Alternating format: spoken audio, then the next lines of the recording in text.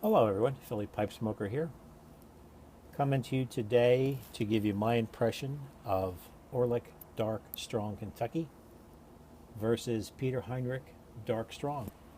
As you know, everybody has said that they're identical or very similar.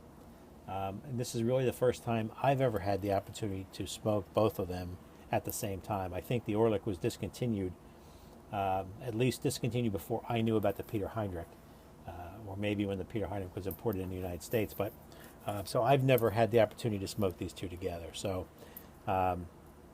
you open up the tin of the Dark Strong Kentucky, and it's a really pretty presentation. You get the tobacco card, and when you open it up, it's just a real pretty flake tobacco. The flakes seem to be just a little bit firmer in texture than the Peter Heinrich Dark Strong. Looks wise, I have a couple of half flakes here. The one here is the Orlik, and this is the Peter Heinrich. So appearance-wise, they're almost identical. In fact, I can't really see a difference. However, that changes. The differences become apparent the minute you open up the tins. The Orlik is a much sweeter, you get more of that hay smell from the tin. And I'm going to go out on a limb and say that the Virginianess, which is obviously the middle part, I'm going to go out on a limb and say that's Orlik Golden Slice, or at least that very close to that recipe. Or it comes through in not only the tin note, but it also comes through in the smoke. When you light this up, it's much more hay Virginia forward than the Peter Heinrich. The Peter Heinrich, immediately you smell the dark fired Kentucky, almost a Latakia smokiness to the blend.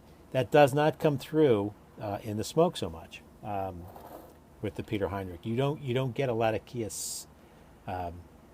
taste, and you don't get a Latakia room note. So although it smells, the tin note's smokier, the smoke is not. The tin note on this is obviously a little bit sweeter as well, the Orlik, and that's not a bad thing. I would recommend the Orlik in a heartbeat. I think, though, that the Peter Heinrich Dark Strong is a little more complex, a little more rich in flavors. You get a little more of the dried fruits, the figs, the raisins, the earthiness. And I think as the bowl goes down, it changes. As you burn down, it changes a little bit. You get a little bit more complexity, a little bit more different flavors. The Orlik is a little bit more flat in its delivery. Again, an excellent tobacco. You could smoke this all day long. I don't see any noticeable difference in nicotine with either of them. And typically when you get the heavier tobacco like the Peter Heinrich, you're going to get a lot more nicotine. I don't get a nicotine hit from that at all. And I'm kind of a nicotine wimp. So there you go, guys. If you want a really good tobacco, give the Orlik a try.